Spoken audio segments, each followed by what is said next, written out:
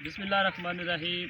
अस्सलाम वालेकुम पाकिस्तानियों, उम्मीद करता हूँ कि आप सब ठीक ठाक होंगे अल्लाह ताला की रहमत और फजल के साथ।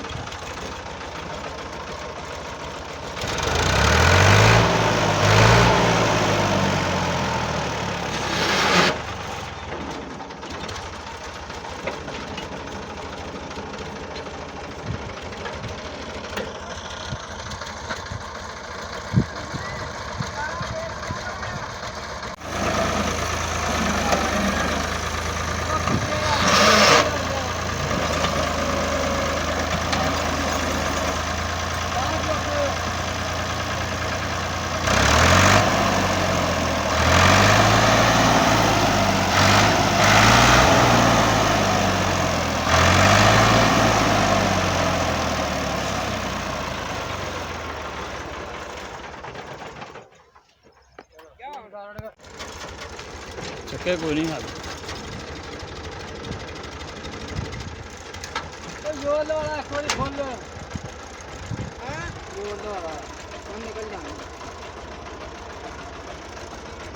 ਸਾਨੂੰ ਕੀ ਫਾਇਦਾ ਹੋਣਾ, ਕੋਈ ਫਾਇਦਾ ਵੀ ਹੋਵੇ।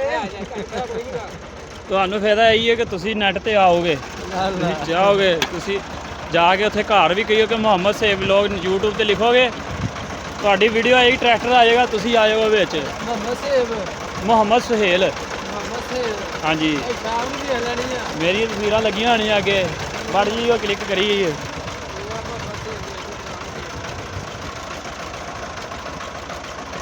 ਚਲਾਉਂਦੇ ਨੈਟ ਤੁਸੀਂ? ਹੈਗਾ ਭਾਈ ਕੋ ਸਹੀ ਚਲਾਉਂਦਾ, ਪੜ੍ਹਦਾ ਨਾ, ਸਹੀ ਇਹਦੇ ਕਲਾਸਾਂ ਨਹੀਂ ਹੁੰਦੀਆਂ ਲਾਹੌਰ ਦੀਆਂ ਸਹੀ ਨੈਟਾਂ ਦੇ। ਹਾਂਜੀ ਹਾਂਜੀ।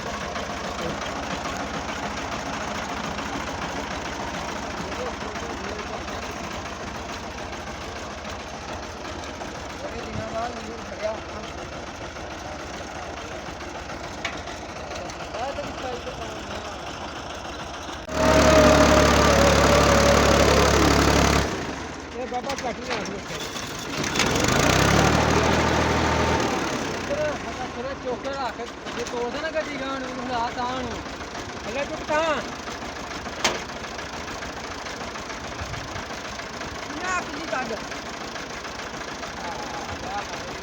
ਇਹ ਕਰੂੰਗਾ ਹੁਣ ਕੱਢ ਤਾਂ ਚਾਲੂ ਇੱਕ ਹੈ ਲੱਗ ਕੇ ਕਦਾਂਗੇ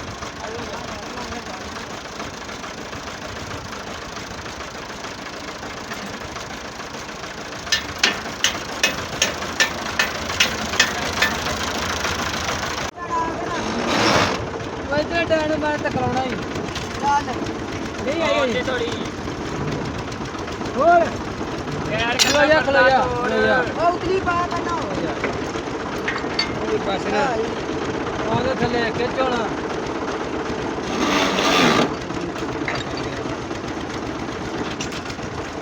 ਗੱਲ ਕਰ ਹੋਰ ਗਾਣ ਕਰ ਲਾ ਹੋਰ ਲੈ ਕੇ ਬਹਿ ਗਿਆ ਇਹ ਲਾ ਦੇ ਨਹੀਂ ਜਾਂਦੀ ਆ ਇੱਕ ਪੈਨ ਕਿੱਥੇ ਆ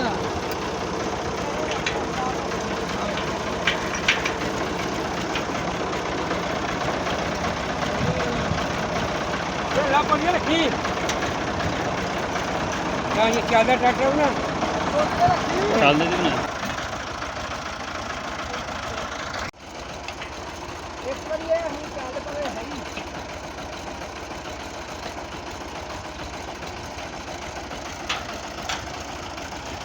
ਇਹਦਾ ਕੀ ਨੱਚਦਾ ਵਾ ਕੀ ਸੋਦਾ ਤੇਲ ਘੱਟ ਹੈ ਉਹ ਟਾਇਰ ਆ ਹੋ ਗਈ ਨੀਵੇਂ ਤੇਲ ਹੁਣ ਉਹਨੂੰ ਮਿਲਣ ਨਹੀਂ ਗਿਆ ਹਾਂ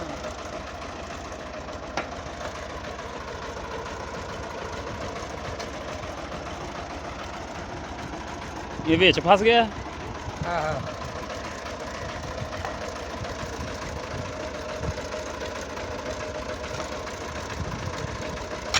ਇਹ ਕੱਢ ਹੁਣ ਗਾਂ